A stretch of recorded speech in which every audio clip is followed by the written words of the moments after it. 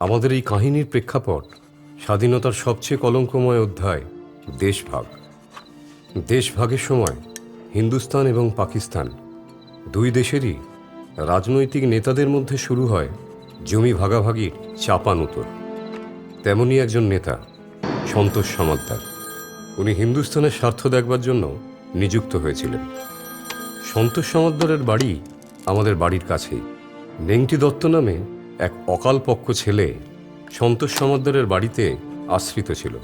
খবরের কাগজে ব্যোমকেশের ইন্টারভিউ পড়ে আমাদের বাড়িতে এসে ব্যোমকেশের সাথে ভাব জমায় নেংটি। ছেলেটা যেমন ডেপো তেমনি বুদ্ধিমান। কেন জানি না ব্যোমকেশ ওকে একটু বেশিই মাথায় তোলে।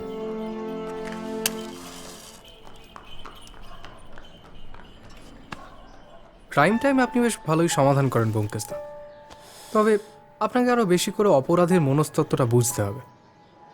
কেন একজন লোক খুনি হয়ে ওঠে, তার সামাজিক অবস্থান, এগুলো আপনাকে বুঝতে হবে। কিস্তি বাবা, তুমি তো বেশ পাকা খেলোয়াড় দেখছি। তবে আপনার মধ্যে সম্ভাবনা আছে ব্যোমকেশদা। আছে? হ্যাঁ, আপনি যদি ঠিক করে পড়াশোনাটা করেন, আপনি ভারতবর্ষের শার্লক হোমসে উঠতে পারেন। ওই বুঝলেন না, পড়াশোনাটাই আসল। লোকে পড়াশোনা করে না, তাই এগোতে পারে না। তুমি কতদূর পড়াশোনা করেছো নেংটি?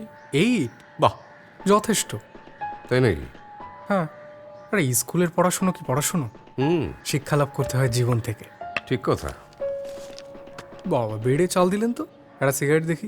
অবশ্যই। হ্যাঁ, বাহ, আগুনটা। হ্যাঁ দিচ্ছি।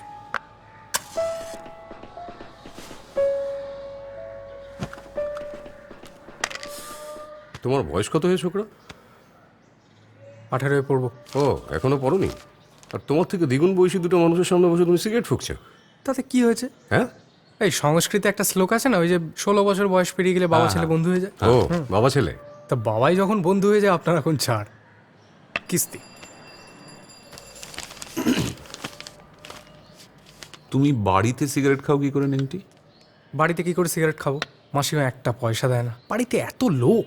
তাই এখানে এসে সিগারেট ফুঁকছো? সেরকম ইচ্ছে আছে। এই বিদেশে শুনেছি এসব জল ভাত। আমিও শুনেছি। আপনার কোনো অসুবিধা নেই তো? না না। আপনার মন্ত্রী গেল ব্যোমকেশদা।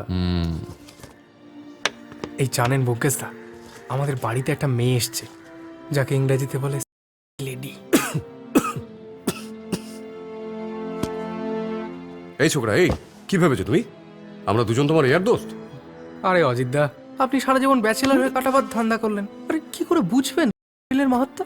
কি করে বুঝবে? হ্যাঁ, আপনি মেয়েটাকে দেখলে না টেরা হয়ে যাবেন। তো কেই লেডিটি? মেসমশাইয়ের বন্ধুর মেয়ে, নাম হেনা মল্লিক।